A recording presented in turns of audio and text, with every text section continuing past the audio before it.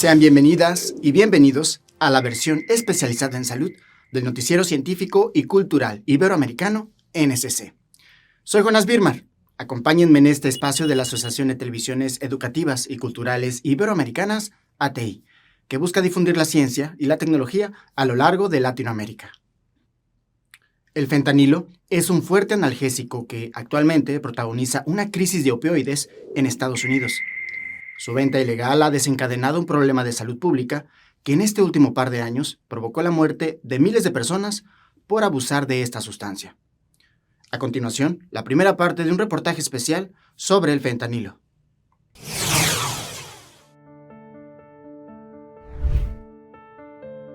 Desde la antigüedad el ser humano ha ingerido sustancias que alteran el organismo, ya sea con fines médicos o lúdicos, principalmente a partir de plantas que la misma tierra ha brindado.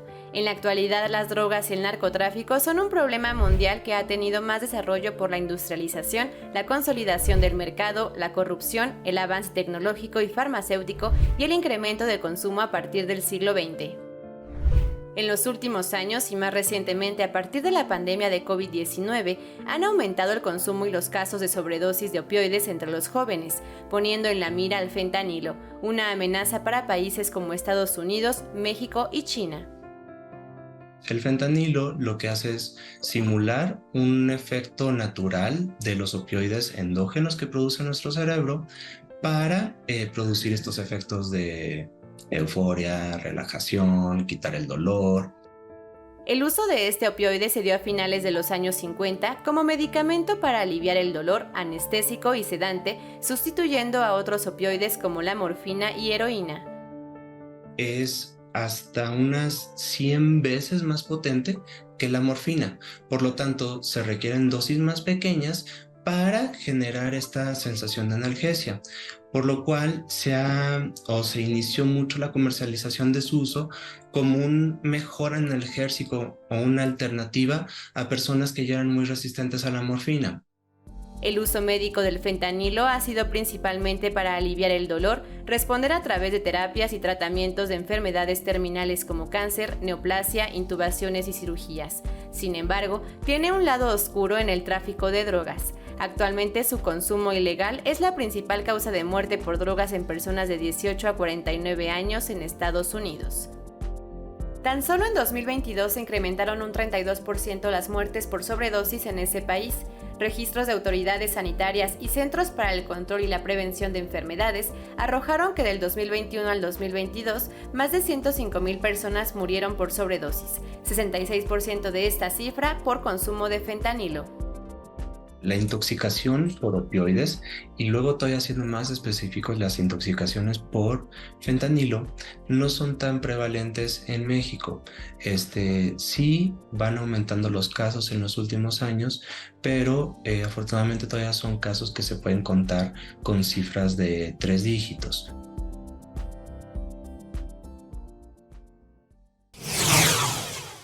El VIH sigue siendo un gran problema para la salud del mundo. La OMS calcula que para finales del 2021 había 38 millones de personas viviendo con esta enfermedad, que aunque sin cura por el momento, gracias a los avances médicos, se ha convertido en un padecimiento crónico que bajo tratamiento le permite a sus pacientes una vida larga y saludable. 40 años del descubrimiento del virus de inmunodeficiencia humana VIH. El 20 de mayo de 1983, científicos franceses publicaron un artículo en la revista Science, en el que se anunciaba el aislamiento del nuevo virus que, según advirtieron, podría estar implicado en varios síndromes patológicos, incluido el SIDA. C'était une course contre la montre parce que on avait pris conscience que quand même c'était un virus. Era una carrera contrarreloj porque tomamos conciencia de que era un virus que se transmitía por la sangre, por vía sexual y de madre a hijo. Une course contre la montre pour pouvoir développer. Era una carrera contra el reloj para poder desarrollar lo más rápido posible test de diagnóstico, concebir estrategias terapéuticas y conocer mejor este virus. Aussi, donc connaître mieux ce virus. Las primeras alertas sobre el SIDA fueron lanzadas en Estados Unidos en 1981, cuando se notificaron enfermedades raras como neumocistosis y sarcoma de Kaposi entre jóvenes homosexuales. Rápidamente se acuñó el término enfermedad de las 4H, refiriéndose a homosexuales, heroinómanos, hemofílicos y haitianos, porque la población de ese país también resultó afectada. Fue hasta 1982 que se comenzó a utilizar la palabra SIDA, síndrome de inmunodeficiencia adquirida. 4 décadas después, varios ensayos de vacuna han fracasado. Pero antes de tomar en consideración la variabilidad del virus, me gustaría tomar en consideración el hecho de que estamos frente a un virus que ataca enseguida. Cuando entra al cuerpo, ataca a las células que deberían responder a una vacuna. Pequeño problema. Y esas células dejan de funcionar enseguida. Francia y Estados Unidos se disputaron la autoría por el hallazgo del virus hasta que se alcanzó un acuerdo en 1987 para denominar codescubridores al estadounidense Robert Gallo y los franceses François Farré-Sinoussi y Luc Montagnier. En 2008 se concedió el Premio Nobel de Medicina a los 2 científicos franceses por su descubrimiento del VIH. De voir des personnes vivant avec le VIH au Cambodge Ver a personas que vivan con VIH en Camboya llegar llorando con ramos de flores, me dije, no es mi premio Nobel, es nuestro premio Nobel. Ellos deberían ser igual de reconocidos en su situación, incluso en 2008. Cuando comenzábamos a tener acceso a antirretrovirales en los países más pobres, eso no hubiera sido posible sin la voz de los pacientes. La epidemia del SIDA ha dejado más de 40 millones de muertos en el mundo. Actualmente las personas pueden vivir con VIH gracias a los avances en los tratamientos antirretrovirales, pero sigue sin existir una cura. Las restricciones derivadas de la pandemia terminaron en la mayoría de los países, pero es importante seguirnos cuidando, pues aunque el estado de emergencia terminó, la COVID-19 sigue recorriendo el mundo, algo que el gobierno de Bolivia tiene muy presente, por lo que evalúa levantar sus medidas contra el coronavirus hasta después del invierno. El ministro boliviano de Salud, Jason Ausa, apuntó que pese a que la Organización Mundial de la Salud, OMS, declaró el fin de la emergencia internacional por la COVID-19, en Bolivia se mantendrán por un tiempo más las medidas de bioseguridad, como el uso del tapabocas en espacios cerrados, hasta que concluya la época invernal en el país. Y en ese sentido, hemos tomado la determinación de continuar con las medidas de bioseguridad hasta que concluya la época invernal. Termina la época invernal, nos mantenemos con los mismos indicadores, podemos decir con total seguridad que hemos vuelto a una nueva normalidad y ya no es necesaria ninguna medida extrema, sino simplemente las lecciones aprendidas de esta pandemia. Además, señaló que la nueva variante Kraken se detectó en los departamentos de La Paz y Cochabamba, por lo que se mantendrá la vigilancia genómica. Bolivia afrontó la 6ª ola de contagios en diciembre del año pasado y después registró una desescalada sostenida de los casos con algunos leves incrementos. 1.9 de letalidad. Estamos en una de las tasas de letalidad más bajas de Latinoamérica. Si hablamos de mortalidad, podemos decir que frente a países que tienen 325 fallecidos por cada 100.000 habitantes, otros como 650 fallecidos por cada 100.000 habitantes, Bolivia es el país que tiene menor tasa de mortalidad de la región.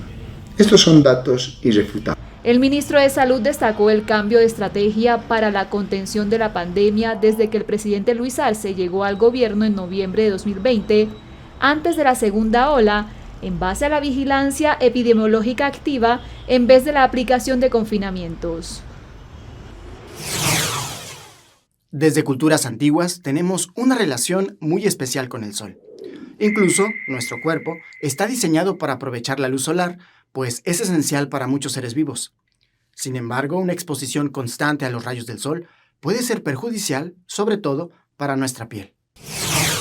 Te presento a tu mejor aliado durante la inminente llegada de la temporada de calor, el protector solar. De acuerdo con los expertos en la piel, existen múltiples consecuencias de exponernos al sol sin protección. El protector solar protege contra los rayos UVA y UVB. Los UVB son los que queman la piel, o sea, la que lo ponen roja, y los UVA son los que causan el envejecimiento. Entonces, si nosotros no aplicamos nunca protector solar, pues nos van a salir más arrugas, las pieles que son más blancas empiezan a aparecer manchas. Entonces ya se sabe que todas las lesiones que tenemos después de los 30 años son porque antes de los 18 no cuidábamos nuestra piel con el protector solar. De acuerdo con la doctora Elizabeth González Palacios, las recomendaciones para evitar el daño en la piel son las siguientes. Aplicar diariamente el protector solar 20 minutos antes de salir de casa. Si durante el día estaremos expuestos a los rayos del sol, incluso a través de una ventana, aplicarlos cada 4 horas.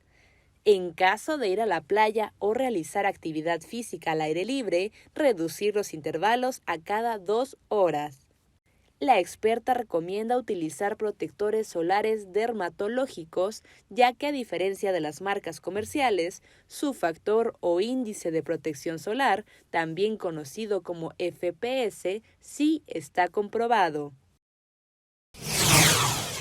Un marcapasos es un dispositivo que se coloca en el pecho y genera estimulación cardíaca. Esto evita que el corazón lata demasiado lento cuando se padece algún problema cardíaco. En Europa, por primera vez los médicos han implantado un marcapasos especialmente diseñado para un corazón muy pequeño. La primera vez en Europa. El Hospital Español La Fe en Valencia ha conseguido un hito en el continente. El equipo de este centro ha implantado un marcapasos sin cables habilitado para el uso en niños a un recién nacido de apenas 1,5 kg. Así lo explica Joaquín Osca, jefe de sección de la unidad de arritmias. El niño nació con un problema muy grave de corazón, tenía un bloqueo cardíaco, el corazón le latía con muy pocas pulsaciones por minuto. Si en un recién nacido lo normal es que vaya por encima de 100 latidos por minuto, en su caso apenas llegaba a 40 latidos por minuto y eso al niño le puso una situación de riesgo vital. La situación se pudo revertir, ganando así unos días para traer desde Estados Unidos lo que el paciente necesitaba para esta compleja operación en un corazón tan pequeño. Y la novedad del caso clínico es que hemos podido contar con un marcapasos miniaturizado, diseñado específicamente para implantarse dentro del corazón adulto, pero en este caso hemos hecho una adaptación o se ha hecho una adaptación para poder utilizarlo en un neonato. El tamaño exacto del marcapasos es más pequeño que una moneda de 2 euros y es el 9º que se implanta en todo el mundo con estas características. Afortunadamente, todo ha salido bien. El bebé está perfecto, está en su casa, está creciendo, que es lo que tiene que hacer, como cualquier recién nacido, y con el problema solucionado. El bebé ahora necesitará una serie de seguimientos cardiológicos para analizar tanto la evolución de su corazón como la del marcapasos implantado, pero, explica Oscar, podrá seguir con una vida prácticamente normal. Durante los 2 primeros años de pandemia, Japón tuvo una de las tasas más bajas en el mundo de muerte por coronavirus, una cifra que se disparó a finales del 2022, producto de las nuevas variantes y la baja inmunidad que tenía la población. Recientemente, el país asiático ha levantado sus medidas sanitarias, equiparando a la COVID-19 con una gripe común. Japón ha equiparado desde este lunes la categoría de riesgo de la COVID-19 a la de la gripe estacional. Esto conlleva la relajación de sus medidas sanitarias excepcionales, que han estado vigentes durante más de 3 años por la pandemia. Entre estas medidas preventivas se encontraban restricciones fronterizas, ya levantadas por las autoridades niponas en las últimas semanas. Además, esto significa que los contagiados tendrán que correr con una mayor parte de los gastos médicos derivados en el marco del Sistema Nacional Sanitario de Copago.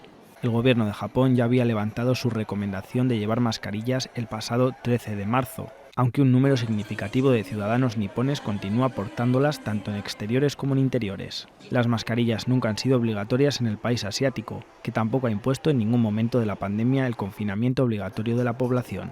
Con 125 millones de habitantes, Japón acumula 33 millones de contagios y 74.000 fallecimientos por COVID-19 desde el inicio de la pandemia. A poco más de 3 años del inicio de la pandemia que paralizó al mundo, se declara oficialmente el fin de la COVID-19 como emergencia sanitaria internacional, un decreto establecido hace apenas algunas semanas.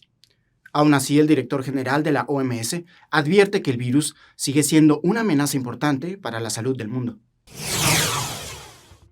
3 años después y tras matar a 20 millones de personas, la pandemia de COVID-19 vive un punto de inflexión, pero no ha desaparecido. La Organización Mundial de la Salud acaba de levantar la emergencia internacional, pero insta a mantener los ojos bien abiertos. Hemos hablado con David Navarro, enviado especial sobre COVID-19 para la OMS.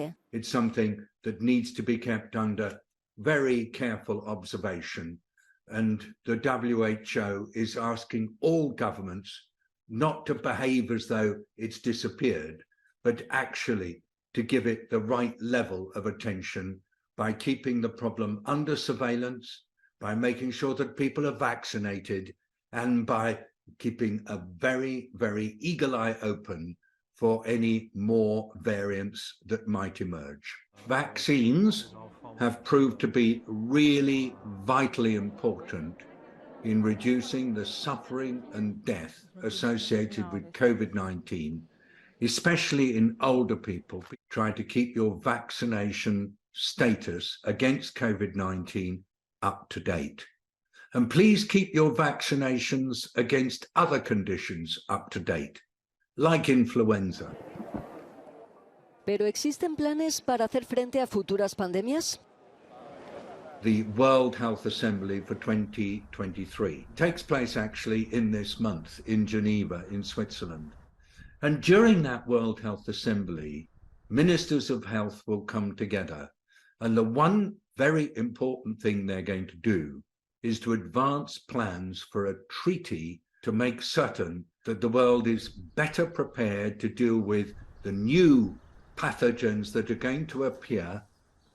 It's for the good of the future of everybody that we work together to deal with health threats. Se le conoce como vientres de alquiler o gestación subrogada. Es un proceso en donde una mujer lleva un embarazo y un parto en nombre de otra persona o pareja. Una práctica que se llevó a cabo por primera vez en Estados Unidos a mediados de los 70 y que hoy busca ser regulada en Colombia debido a un vacío legal en sus acuerdos. Fotos de una ecografía de una vida a los 6 meses. Y el rostro del bebé que Daniela, madre de 3, pronto dará a luz. Pero esta vez no se quedará con el bebé. Ella lleva a cabo un embarazo subrogado en Bogotá para una pareja en Estados Unidos. En su familia pocos lo saben. Por eso prefiere quedar en el anonimato. Todo esto es un proceso que lleva a una retribución mutua, a una ayuda mutua que es el bebé, y ellos pues también nos ayudan a nosotras con un dinero que pues puede servir, no sé, hay muchas chicas que de pronto dirán, o las personas que lo hacen, de pronto dirán, esto me puede servir para montar un negocio, para poner un local. Yo llevaba sin trabajo desde la pandemia, entonces cuando yo pues me enteré, yo dije, no, pues sería chévere, porque pues voy a estar con mis hijas y voy a estar en casa.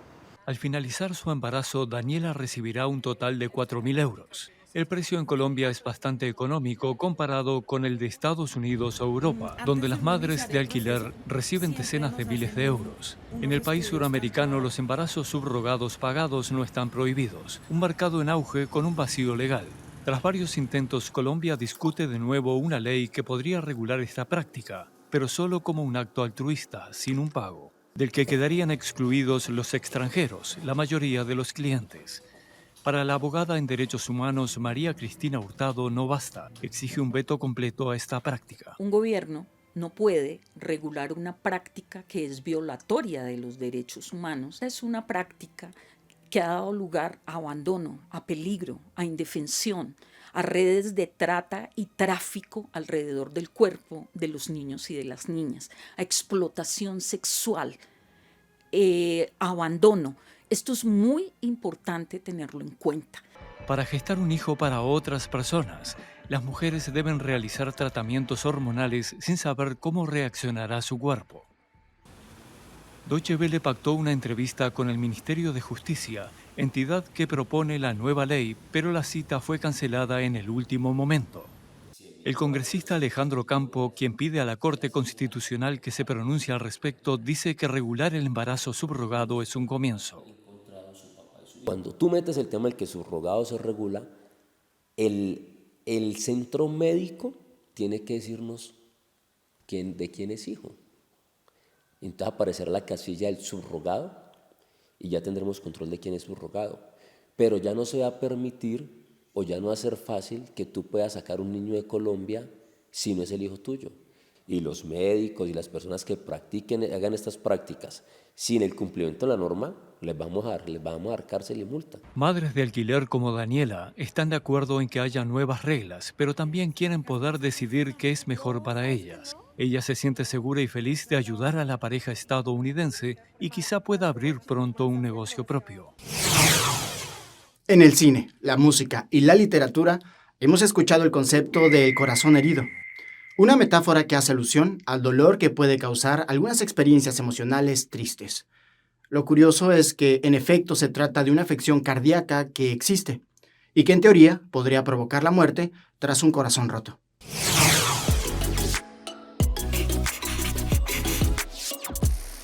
Our mind, our heart, and our whole body are very well connected. Severe psychological stress, such as the loss of a loved one, for example, can lead to the broken heart syndrome. The suspected cause is a damage to the heart tissue after an excess exposure to stress hormones. Patients can sometimes die from the cardiac arrhythmia this disease can cause. So, in theory, yes, it is possible to die of a broken heart, but it doesn't happen very often.